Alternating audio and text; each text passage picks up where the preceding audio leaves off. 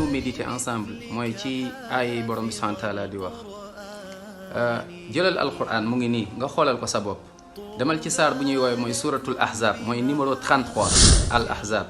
mooy les coalisés bi maanaam yéefar yi Makka ak Madina ñoom ñoo dajaloo woon bëggoon a faagaagal mooy ñi gëm yàlla ak yonent bi sallallahu alayhi wa sallam subhanallah demal ci saar boobu mooy numéro 33 al ahzab nga dem ci verset 39 commencé ko ci 39 ak verset 40 yàlla di wax naan mu ne subhanahu wa taala yow yaa koy xoolal sa bopp nga xool lu muy firi demal ñu firil la ko yàlla mu ne alladina yuballighuuna risalati llahi wa yaxshawnahu wa la yaxshawna ahadan illa allah wa la yaxshawna ahadan illa allah wa la yaxshawna ahadan illa allah wa kafa billahi hasiba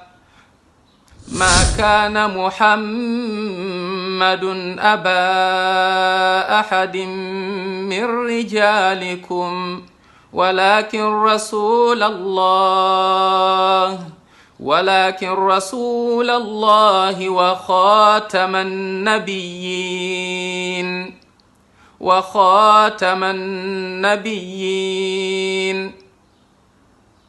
وكان الله بكل شيء عليما demal nga xool lu muy firi